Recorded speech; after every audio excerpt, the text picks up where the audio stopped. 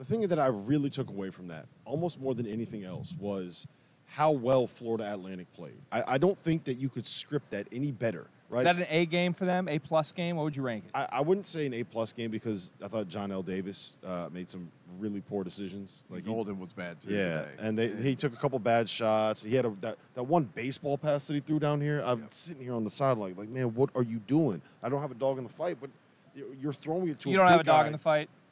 Well, not in that fight. Rob Dauster, the UConn fan, knowing he's not in that game. Not in that game. Not in that game. You didn't have a preference on who your team would play? They're going to beat everybody, but any team that's not a Big East team, they beat by double digits. So, no, I didn't really. I picked Florida Atlantic, so I wanted them to win. That said, what were you? That pass, it makes no sense. What were you doing? What do you see? Yeah, that decision. So I don't think it was an A+ game. I would say it was probably like a B+ game. But I thought they played really, really well against a team that makes you not play. Like a B+ game against San Diego State is about the best that you're going to get. I thought Florida. I came away a great game. I mean, San Diego State came back. They dominated the last 5 minutes and they won it. I thought, like T.O. said, they physically overwhelmed them the last 5 or 6 minutes of that game. I was impressed with Florida Atlantic's defense as well. I didn't think of them as a defense. I thought their offense was kind of their identity. They were flying around defensively. Both teams were really good defensively. And when I look at the matchup against UConn, I like the matchup inside because I think they have the bodies to match up inside as well. I mean, Ladie coming in, I thought he was the second-best player for them in tonight's game. Well, that's what second half clutch buckets. He was the guy. What they figured out, what San Diego State figured out, why they were able to make their run down the stretch is that was the mismatch they had. Yes, the Florida Atlantic bigs couldn't deal with Jaden Ladie. And he just they actually came out. He was the closer for them at the end of this game, and he's the guy that made the plays that needed to be made. And that's a backup big. He was 12 and 6 in only 14 minutes tonight. Yeah, also like a former 5-star, right? Yeah. So. Yeah.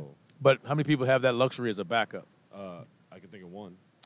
We'll get to that, okay? If you can't tell, this man's been somewhat insufferable tonight. I will say, since we clicked record on this show, though, you're giving me a little more gusto, a little more energy I would have expected. He's not as optimistic as he was before the game, was he? Yeah, I don't know. I mean, listen, after this game wrapped, the UConn game I'm talking, he dragged me to the UConn locker room the long way. Instead of just going out the tunnel right by the locker room, I had to go across the UConn student section, across the UConn fans, while everyone in Huskies blue is saying to Rob, "We love you, Rob." And he looks him dead in the eyes and goes, "One more. One more business trip." At least you stuck with him. When I had to do that in Vegas and follow him around with a cell phone, he just disappeared out of the locker room, and I was just standing in the locker room. He was gone. That's what happened, Rob. That's what happened. I was in the locker room. I was like, "When are we going to do this?" He's like, "We got to get him." I turn around and talk to Tom Moore, who hands me a PB&J. I'm happy as a clam, and I turn around. Rob is gone. I forgot about that. Rob is gone. He walks. He hadn't eaten in like 48 hours, and he walks into the locker room and he sees the post-game spread that UConn has, and he goes,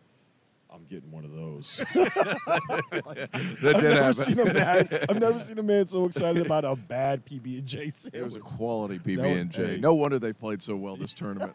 And man, PB&Js are fantastic. How about Jeff Goodman's over here? He's going to jump on the show in a second. How about him throwing? Today's episode is presented by Underdog Fantasy, the easiest place to play college basketball's pick'em, where you get real cash prizes simply by picking player stats in this weekend's games. In pick'em, all you do is pick whether a player will go higher or lower in Underdog's projected totals. That's points, rebounds, whatever. If you're like me and you think Marquise Noel is going to go absolutely nuts this weekend, pick higher on his points projection, throw in a couple of other picks, and if you hit them all, you can win 20 times your money on a single game.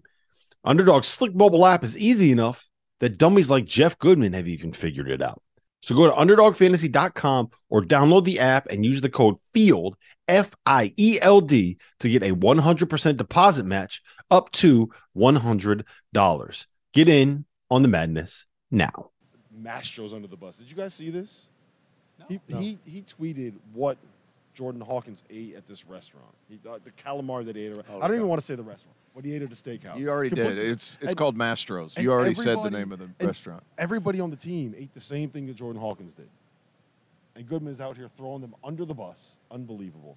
I feel bad for that restaurant. Guys, still eat at Mastro's. Hey. It's a very good steakhouse. Don't listen to what Jeff says. He looked all right tonight. 5 seconds into the game, bangs a 3. He was not himself. Let's finish. Go. We got Dutcher. No, Elijah Martin. We need to talk about Elijah Martin and how good he was. And here's the thing: you guys were saying, well, is it a B minus game? Guys, if you take away the offensive rebounds at the end of that game, that's an A game from FAU. And San Diego State found a way to win. Yeah. That's a testament to what they've built there as a program, as a culture, that toughness, that offensive rebound and stuff. Like, unbelievable game all the way around. I thought FAU played good enough to win. They just couldn't take care of the offensive glass. I think that means a lot going forward, too, because my criticism of San Diego State's chances of actually winning this tournament, even after they got to the Final Four, was that if they ran into a team where on a night they played their A offensive game, they hit shots, I thought that was it. Like, I thought they had to just suffocate teams because that's what they've done all tournament. But for Florida Atlantic to hit, 6 threes in the first half, made a couple more early in the second, opened it up, and they just grinded their way. I was wildly impressed. You're right, though. The fact that they had about 5 guys playing in the Jet Howard school of free throw rebounding definitely opened the door. FAU led the game for almost 32 minutes. Crazy. Think about that. And almost credit 32 to minutes. Bradley for getting them going early. His slump's over. He got himself going early. Disappeared, I thought, in the middle part of the game, and then he got back going again. You know what I was so impressed about with both of these teams? It wasn't just Florida Atlantic, and it wasn't just San Diego State. Let's just call it what it is. They're not supposed to be here, right? It's a Mountain West school and a Conference USA school, and they're not supposed to be on this stage playing in this stadium. This isn't an arena. This is a stadium. It's huge. It's massive in here. Look how big it is. You tried to call for the under. That didn't work out too well for you. Yeah. They didn't come out looking like a team that was playing in the Final Four. They didn't come out looking like a team that was nervous, right? Like there's when you're in a moment like this, if you've never experienced a moment like this, I wonder if it was almost kind of like they were maybe too young and too inexperienced to know what they were walking into, and they're just stepping on the court like, all right, it's time to go hoop. This is no different than playing our summer pickup. Because that's what it felt like. I didn't think they were young. They're just not as. I don't think either team is really young. They're not as experienced as San Diego State or compared to San Diego State. Well, when I say inexperienced, I mean like in a setting like this. Yeah. I just thought it was 2 well-coached teams, and both stuck to their identity. Yep. And agreed. End of the game, one just made a play, and one didn't. I mean, there's nothing you can do. That game could have gone either way. We could be sitting here talking about FAU in the finals. Hell of a game, and credit to San Diego State. They made a play. I don't even know if you could say that FAU didn't make a play. Like the clock ran out. Yeah, the clock just ran out. That was always going to end up being a game where the team that had the last possession won it. If Lamont Butler's shot does not go in, I think we're talking about this game exactly the same. Yeah, and I saw some people tweeting out, well, why didn't they just hold the ball and make sure they got the shot? There was a 6.5-second shot clock differential. They shot the ball with 2 seconds to go on the shot Everybody's prepared for late game shot clocks, and you only need 4 seconds to go coast to coast. Mm-hmm. That's what we were talking about when I was telling him. Well, I said they don't have Randolph Childress. Well, in no, uniform. That's what I said. But again, if you defend, you got plenty of time to rebound and get to the rim. And the first thing you're thinking is when they miss that shot, is you're thinking, if they go up, you're thinking defend a 3 or they may foul. But once they missed it, they couldn't do anything.